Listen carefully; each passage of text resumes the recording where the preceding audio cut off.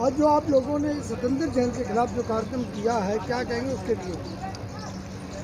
सत्येंद्र जैन जी का एक इतना बड़ा भ्रष्टाचार खुलासा हुआ है, और ये सत्येंद्र जैन जी का खुलासा नहीं है, ये डायरेक्ट केजरीवाल जी का खुलासा है।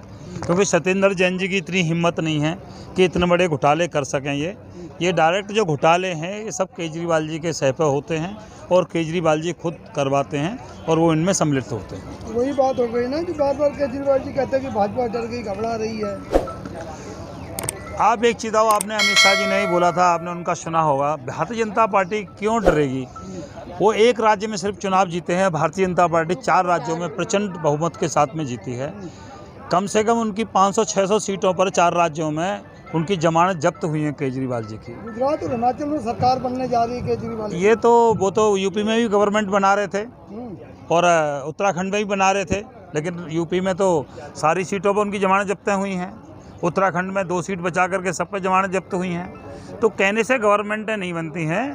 केजरीवाल जी को जो झूठ और फरेब की राजनीति है वो सब जनता आवाम जान चुकी है, और पंजाब की जो जनता है, पंजाब की जनता भी जल्दी उनकी समझ में आ जाएगी कि फरेब की झूठ बोल करके वो चुनाव जीते हैं। पहले भी आरोप लगा सत्येंद्र जैन पर, आप लोगों ने आवाज़ उठाई थी लेकिन कुछ हुआ नहीं था।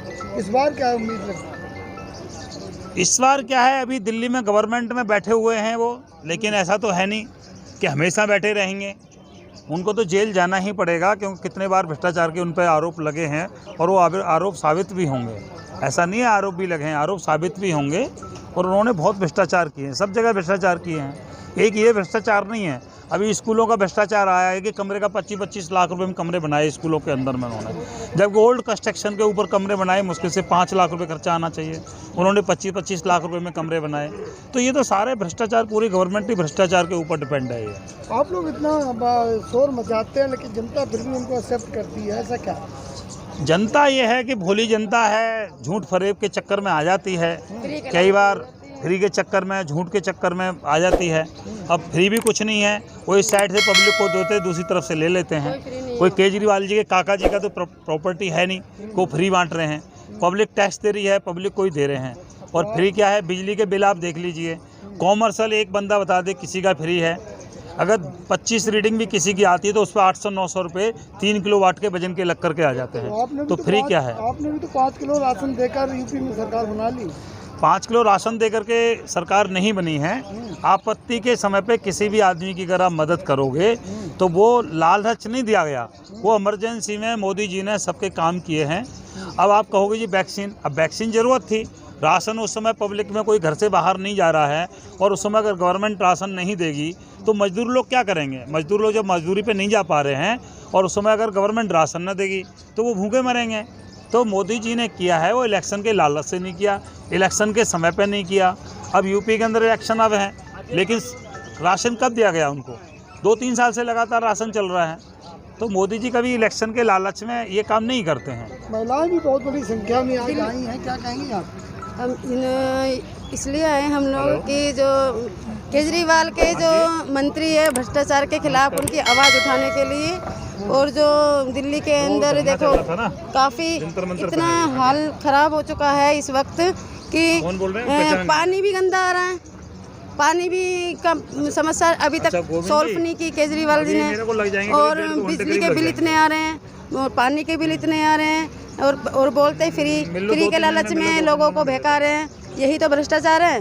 ये वही सत्येंद्र जैन है जिनके खिलाफ आप लोग धरना दे रहे हैं, जिन्होंने दिल्ली में मोहल्ला क्लिनिक जैसी सौगात दी हुई है। मोहल्ला क्लिनिक तो आप देख ही रहे हैं, और कैसे ही है, मोहल्ला क्लिनिक के नाम पे बेवकूफ़ बनाते रहते हैं। जहाँ तक फ्री की बात है तो भोजन, स्वास्थ्य, ये सब फ्री होना चाहिए, न कि ये बिजली।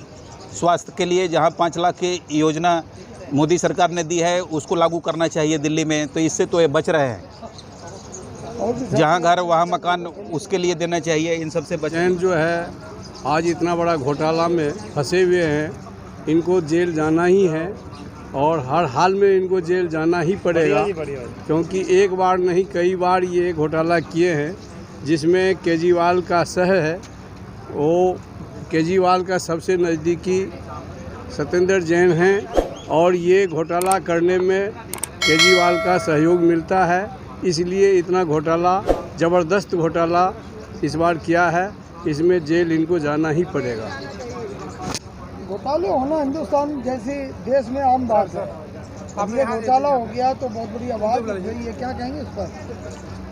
देखिए, ये ईमानदारी की सरकार, ईमानदारी की जो ढोल पीट कर आई थी केजरीवाल सरकार, लोकपाल लाएंगे, ईमानदारी राजनीति में हम ईमानदारी से काम करेंगे, ये सब आप लोगों के सामने है और मीडिया ने बड़ी अच्छी तरीके से इसको उजागर किया है।